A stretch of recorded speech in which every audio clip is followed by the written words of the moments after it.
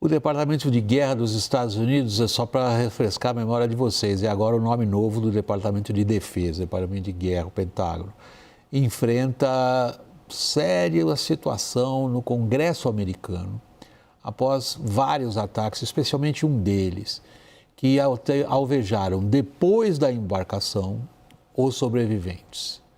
O almirante que comandou a operação, ele foi ouvido hoje na Câmara e no Senado. Confira. Os depoimentos foram a portas fechadas. O almirante Frank Bradley negou, segundo congressistas, ter recebido ordens para não deixar sobreviventes. Na audiência, os parlamentares também tiveram acesso a um vídeo do ataque, que ainda não foi revelado ao público. O deputado democrata Jim Himes disse que os Estados Unidos atacaram náufragos sem capacidade de locomoção em meio a destroços. But what I saw in that room was one of the most troubling things I've seen in my time in public service. O senador republicano Tom Cotton, que também participou da audiência, minimizou a ação. I didn't see anything disturbing about it. What's disturbing to me is that millions of Americans have died from drugs being run to America by these cartels. O secretário da Guerra, Pete Hegseth, vem se defendendo das acusações de violação de leis de guerra e afirma que até então não tinha conhecimento do segundo ataque. Hegseth ainda responde um relatório interno do Pentágono que aponta que o secretário colocou tropas em risco no Iêmen ao usar um aplicativo de mensagens privado para discutir planos sobre um ataque aéreo. Mesmo em meio a denúncias, os militares americanos não demonstram qualquer recuo na ofensiva naval no Mar do Caribe. Nesta quinta-feira, Donald Trump alertou os cidadãos americanos a deixarem a Venezuela imediatamente. A notificação vem dias após Trump afirmar que o espaço aéreo da Venezuela deveria ser considerado fechado e em meio a especulações de ataques contra alvos dentro do país de Nicolás Maduro, acusado pelos Estados Unidos de liderar um cartel de drogas. O ditador venezuelano nega e vem reiteradamente pedindo paz ante a possível invasão dos americanos. Welcome the Arabs. Welcome diplomats. Welcome the peace. Peace, yes. War, never, never in the life. Como é que a gente fala? É um personagem, né? Agora na política internacional, o que não falta? Um a mais, um a menos, para esse tipo de palhaçada. Agora, Leonardo Matos, quando a gente considera o poderio do dispositivo, sobretudo o dispositivo naval, que eu sei que é uma área da sua especialidade, naquela região, o que eles estão conseguindo até aqui? Bom, William, até agora eles só conseguiram preocupar bastante o sono das lideranças venezuelanas. Como eu tenho sempre falado, a capacidade de combate militar que os Estados Unidos possuem hoje ali naquela região é grande demais para combater narcotráfico, mas pequena para fazer uma invasão militar. Eu tenho visto muita gente falando, na minha avaliação, equivocadamente, da possibilidade de uma invasão militar dos Estados Unidos na Venezuela. Isso eu descarto totalmente. Os Estados Unidos têm ali na região cerca de 2.200 fuzileiros navais. Isso não vai acontecer.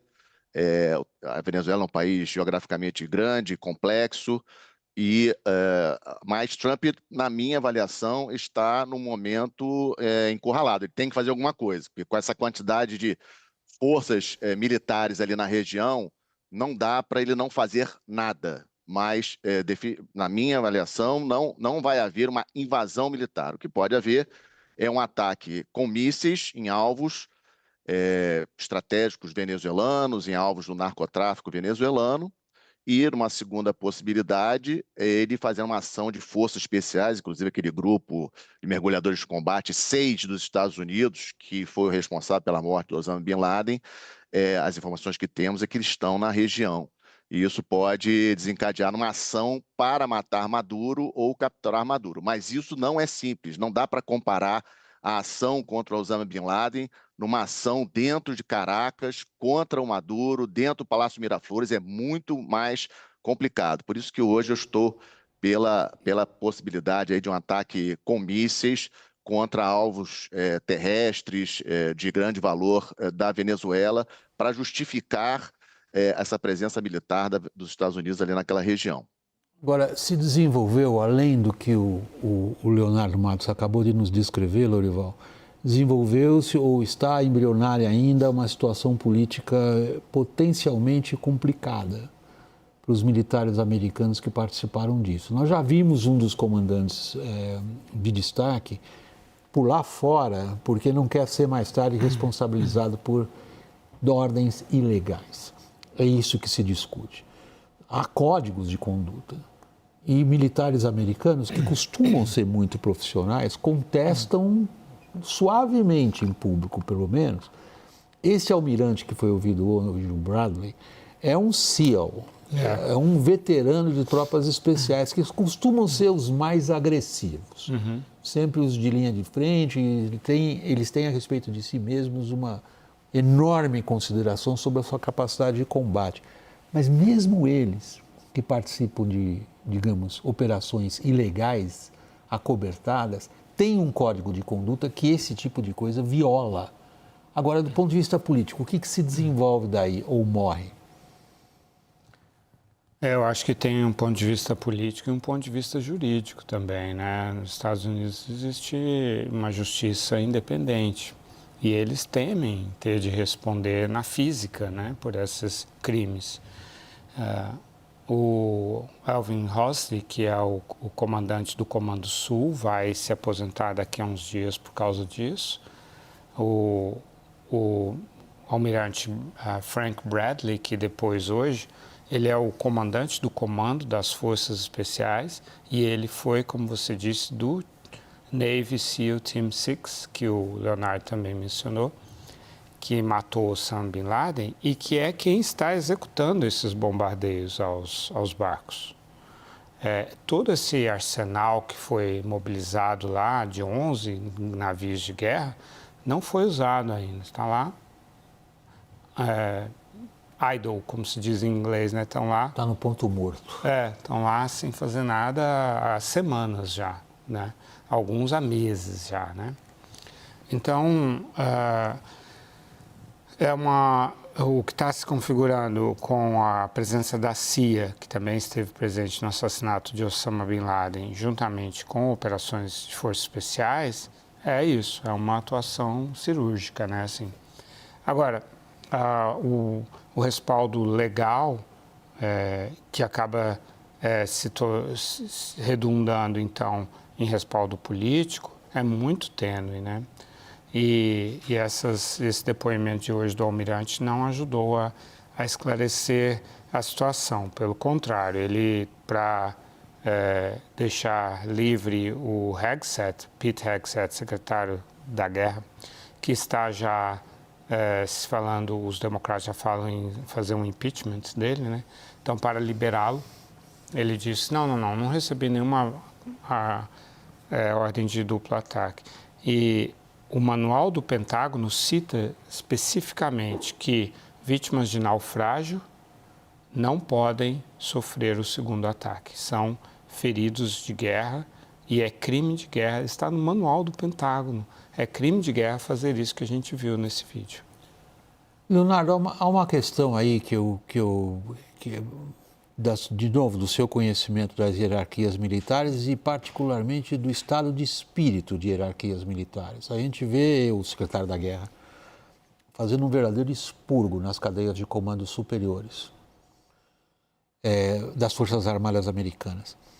O emprego delas em, digamos, bolas divididas do ponto de vista político e jurídico, como o Lorival acentuou, que é o caso agora desses ataques a barcos ali no Caribe e no Pacífico Oriental, que tipo de efeito estão provocando nas Forças Armadas Americanas? Olha, William, as informações que eu tenho de amigos militares americanos não são boas. A percepção de vários deles é que o secretário da guerra ele está indo longe demais. Só esclarecendo essa questão do ataque, do primeiro ataque, que o almirante Frank Bradley falou hoje, né? Frank Bradley é um SEAL, é um mergulhador de combate, e o Lorival já explicou bem essa questão de matar náufragos é crime de guerra e está previsto no manual do próprio Pentágono. Então, o Frank Bradley, ele pode sim, ele já isentou o Peter Hegseth, mas ele pode sim, de repente, ser retirado do cargo, pode sim ocorrer alguma coisa. Mas tem um dado novo de agora à noite, de que nova embarcação foi atacada. Várias semanas sem ataques a embarcações, e agora à noite veio a informação de que 4 pessoas já morreram numa embarcação atacada no Pacífico, e em função desse novo ataque, já ocorreram mais ataques no Pacífico do que no Caribe, e obviamente que essas embarcações do Pacífico não saíram da Venezuela, e o que me leva a crer que o resultado do depoimento hoje, isentando o Peter Hegseth, deu força para esse novo ataque, porque tinha havido aí um hiato aí de algumas semanas sem nenhum ataque, e esse ataque que acabou de ser anunciado pode ser um indicativo de que o Peter Hegseth se sente aí forte para continuar nessas ações. Mas só para complementar um dado que você comentou, o almirante Halsey, ele passa o comando do Comando Sul na próxima sexta-feira, dia 12. Eu já, por acaso, tive acesso ao convite de passagem de comando dele, e ele vai passar para o subcomandante do Comando Sul. E pode ser, isso é apenas uma análise em cima desses fatos, de que esse ataque dos Estados Unidos à Venezuela possa acontecer depois da passagem do Alvin Halsey, que pediu reserva da Marinha dos Estados Unidos no dia 16 de outubro, e em função de desavenças com o Pete Hegseth. Obviamente ele não disse isso aí são fontes de bastidores que a gente recebe, de que ele bateu de frente com o secretário da Guerra. Alguns dizem que o secretário da Guerra pediu para ele pedir reserva, isso aí a gente não tem como confirmar. Então isso que você falou é perfeito, existe sim uma insatisfação dentro das Forças Armadas Americanas, especialmente dentro dos cargos de oficiais generais, almirantes, generais, brigadeiros, com a liderança do Pete Hegseth no Ministério da Defesa. E na próxima sexta-feira, com essa passagem do Comando Sul lá em Miami, podemos ter novidades a partir daí, com a saída do almirante Halsey. Eu tenho ainda um minutinho antes de terminar o programa, Lorival. Essa figura política do Hegseth, já que eu até fiz piada em cima do Maduro, é outro palhaço. Eu nunca imaginei que, como repórter, fosse dizer isso o secretário de Defesa americano. A gente viu figuras nessa posição desde lá atrás. Desde um Colin Powell e outros, a gente tem por eles um misto de preocupação em primeiro lugar, que esse cara tem na cabeça. Com o Hegseth, a gente tem mais ou menos a noção que ele não tem muita coisa na cabeça.